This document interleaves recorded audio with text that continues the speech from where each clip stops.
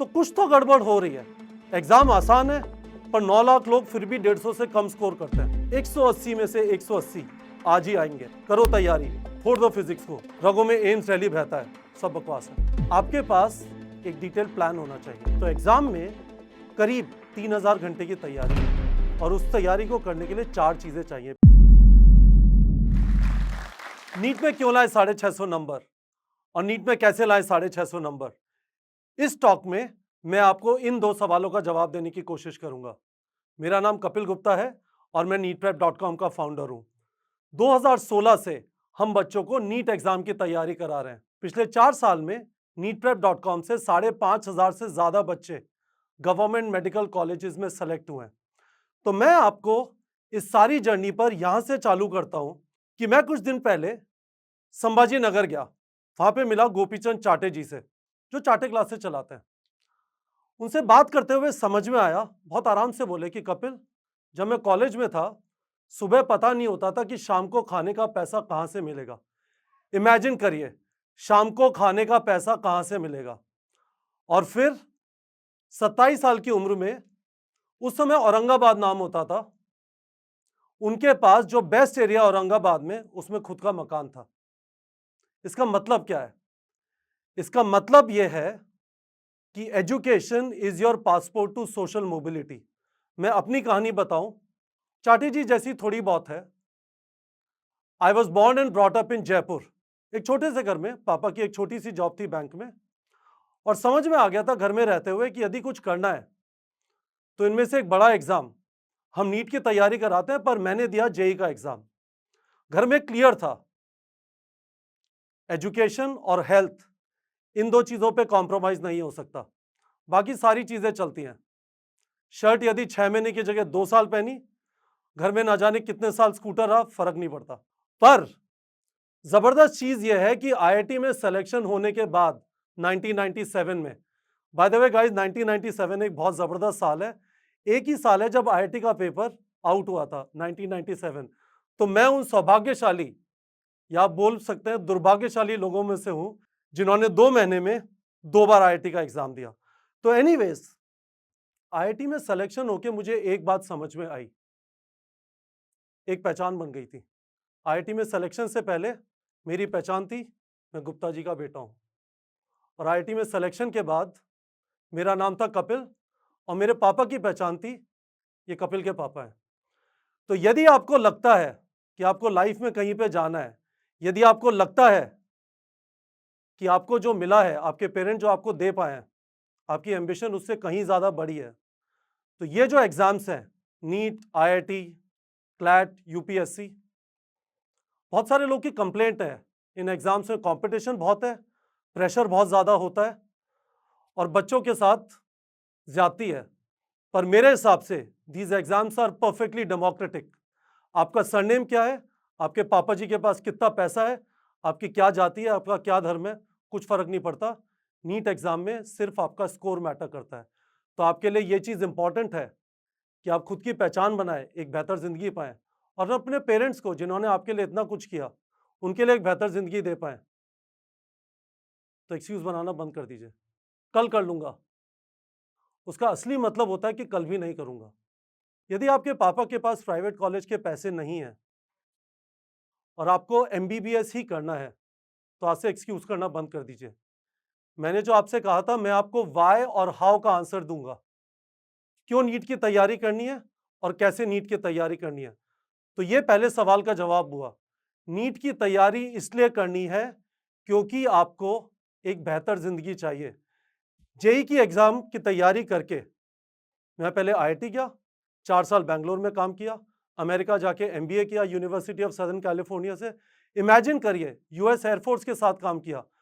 एक aircraft line होती है KC-135, जिसे मिड एयर रिफ्यूलर कहते हैं, आप गूगल पे सर्च करिएगा। फंकी चीजें जो आपने हॉलीवुड मूवीज में देखी है, प्लेन चल रहे होते हैं, बीच में एक प्लेन आता है, रिफ्यूल करता है। इंडिया के पास ये वाली एयरक्राफ्ट अभी नहीं है। तो मैंने KC-135 का रिपेयर ओवरऑल किया 1.5 साल, और फिर अपने बॉस से बोला सैनोजे में कि मुझे इंडिया जाना है, मैं अपने पेरेंट्स का अकेला बच्चा हूँ, जाके आपका इंडिया ऑफिस स्टार्ट करूँगा।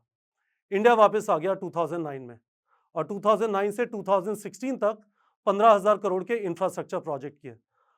पर कहीं पे लगता था कि जिस चीज से मैं यहां तक पहुंचा वो जेईई का एग्जाम और बहुत सारे आपके लिए वो नीट का एग्जाम, यदि सबको एक मौका मिले उसी तरह से तैयारी करने का, क्या टेक्नोलॉजी के थ्रू ऐसा हो सकता है? क्या हम अपने प्लेटफॉर्म से जबरदस्त क्वेश्चन प्रैक्टिस, जबरदस्त टेस्टिंग करा सकते हैं जिससे दूर दराज के इलाके में भी जिसका सपना हो कंपीट कर पाए, एक अच्छी रैंक ला पाए? तो मैं आपको ये बताना चाहता हूं कि इंडिया में करीब 750 डिस्ट्रिक्ट हैं। neetprep.com पर हमारे प्लेटफॉर्म पर 692 डिस्ट्रिक्ट से बच्चे पढ़ते हैं। इमेजिन करिए 750 डिस्ट्रिक्ट में से 692। क्यों? क्योंकि आज एक स्मार्टफोन है, एक neetprep.com, एक नीटप्रेप ऐप की वेबसाइट है और वहां पे जो भी आपको तैयारी करनी है सब कुछ अवेलेबल है। बस आप में जज्बा होना चाहिए और आप घंटे डालने के लिए रेडी होने चाहिए। तो अब मैं दूसरे पार्ट पे आ जाता हूं, नीट की तैयारी कैसे करें जिससे आप, जो बड़ा स्कोर चाहिए होता है करीब 630 के आसपास, यदि आप जनरल कैटेगरी से हैं, to get into government medical college, उसके लिए क्या करना होता है? मैं आपको सबसे पहले यह बताना चाहता हूं कि एग्जाम जबरदस्त आसान है। जबरदस्त आसान का मतलब है कि यदि किसी टीचर को अच्छी तरह सब्जेक्ट आता है, आप उनसे पूछेंगे, वो कहेंगे क्या मजाक है, कैसा पेपर है, बहुत सिंपल आ रहा है। पर फिर भी रियलिटी सोचिए, पिछले साल 20 लाख से ज्यादा लोगों ने गवर्नमेंट मेडिकल कॉलेज के लिए ये नीट का एग्जाम दिया। सिर्फ 1.1 लाख स्टूडेंट्स के 500 नंबर से ज्यादा है। आपको गवर्नमेंट कॉलेज मिलता है 615 के आसपास और 9 लाख लोगों के 720 में से 150 नंबर से कम आए। तो कुछ तो गड़बड़ हो रही है। एग्जाम आसान है पर 9 लाख लोग फिर भी 150 से कम स्कोर करते हैं। तो मैं आपको बताना चाहता हूं कि एग्जाम में मुश्किल पार्ट यह है कि सिलेबस इतना सारा है। आपकी जो तैयारी की ड्यूरेशन है 1 साल या 2 साल, यदि आपने प्रॉपर टाइम पे स्टार्ट नहीं किया तो आपको एंड में आते आते लगेगा आपके बस की नहीं है। रियलिटी है कि आपने टाइम दिया ही नहीं। तो एग्जाम में करीब 3,000 घंटे की तैयारी है और उस तैयारी को करने के लिए 4 चीजें चाहिए। पहली चीज, एटीट्यूड। यदि आप में फाइटर एटीट्यूड नहीं है, यदि आपको पहला क्वेश्चन गलत होते ही पसीने आ जाते हैं, मम्मी ये क्या हो गया, तो गड़बड़ है। You have to be very very confident of yourself.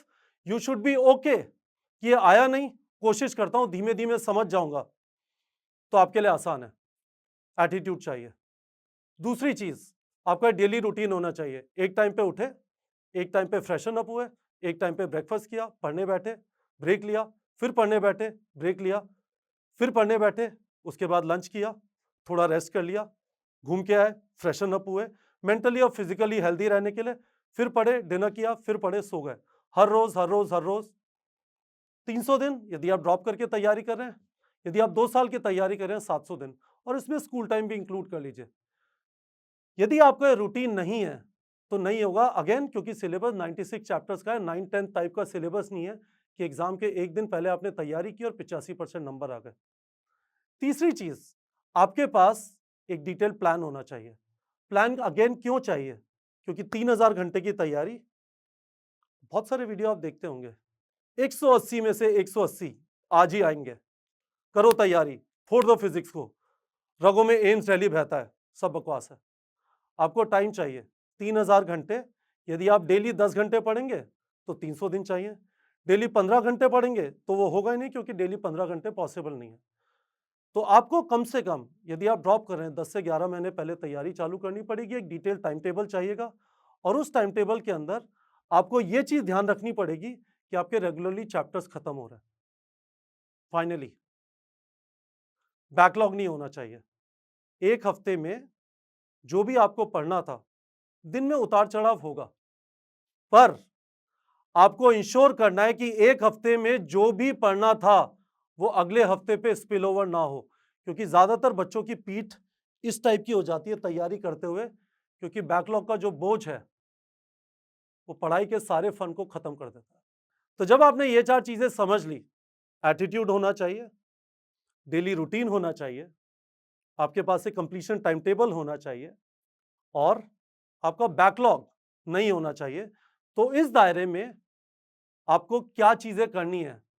Theory पढ़नी है, यानी ऑनलाइन पढ़े, नोट्स लिए, या फिर क्लासरूम में पढ़े, नोट्स लिए और उसके बाद एनसीईआरटी पढ़ ली, ये थ्योरी हो गई।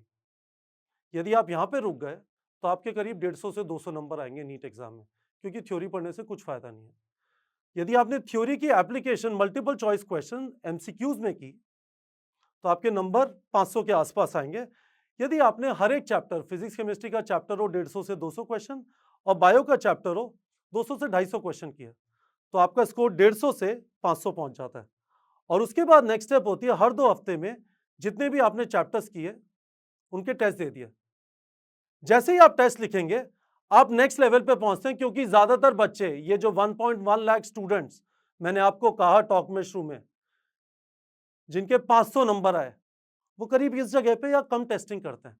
आपकी टेस्टिंग रिगरस है, हर हफ्ते हर 2 हफ्ते में आप रेगुलरली टेस्ट लिख रहे हैं, तो आपका परफॉर्मेंस अब 600 वाली रेंज में जाना चालू होता है, क्योंकि टेस्टिंग एक बहुत ज़बरदस्त चीज़ करती है।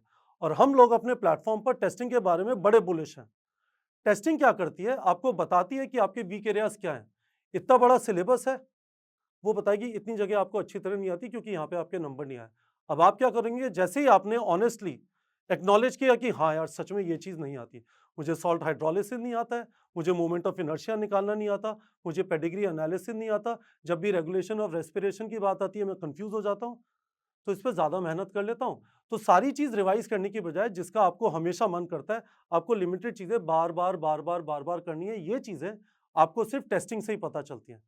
और जैसे ही आप टेस्टिंग के मोड में आ जाते हैं, जैसे ही आप अपने वीक एरियाज पे ज्यादा टाइम देना चालू करते हैं, आपका स्कोर इंप्रूव करना चालू करता है। तो मैं इस टॉक में एक फाइनली जो चीज एम्फसाइज करना चाहता हूं वो है टेस्टिंग। टेस्टिंग करने के 3 बड़े फायदे हैं। पहली चीज, आपका स्पीड और आपका स्टैमिना बिल्डअप होता है। याद रखिए, नीट का एग्जाम क्या है, 200 क्वेश्चन, 200 मिनट, और उसमें से आपको 180 क्वेश्चन अटेम्प्ट करना है।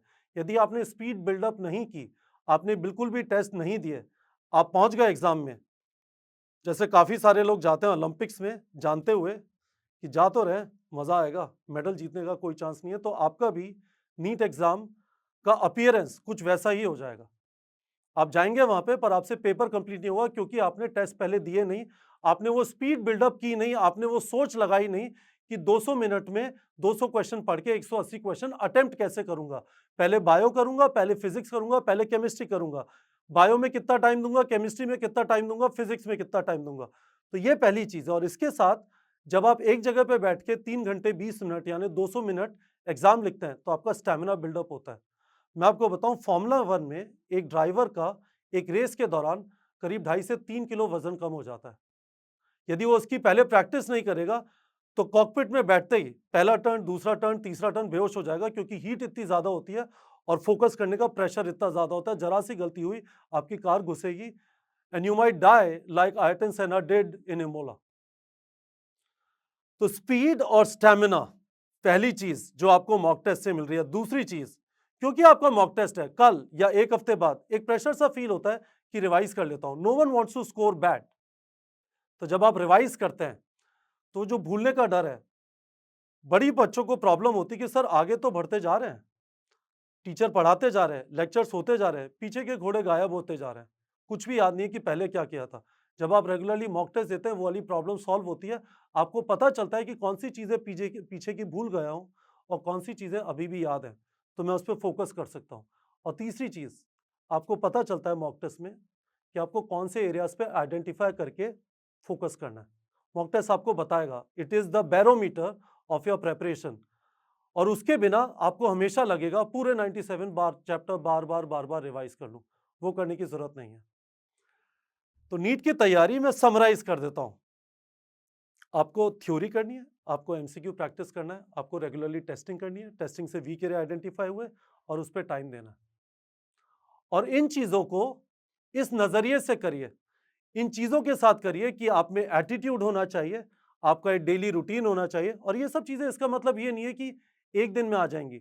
आप एटीट्यूड बिल्डअप कर सकते हैं, आप टाइम टेबल बिल्डअप कर सकते हैं, आप अपना रूटीन बिल्डअप कर सकते हैं, पर ये चीजें करनी पड़ेंगी, इनके बिना हो नहीं पाएगा। एटीट्यूड होना चाहिए, रूटीन होना चाहिए, कंप्लीशन का टाइम टेबल होना चाहिए, और बैकलॉग रिकवरी वीक बेसिस पे होनी चाहिए। Backlog week to week buildup नहीं होना चाहिए। यदि आप ये चीजें करेंगे तो नीट में सिलेक्शन पॉसिबल है। मैं उस नजरिए से आपको यह बता रहा हूं कि 2020, 2021, 2022 और 2023 के बीच में हम लोगों के यहाँ से 5,500 से ज़्यादा स्टूडेंट्स का गवर्नमेंट मेडिकल कॉलेज में सिलेक्शन हुआ है।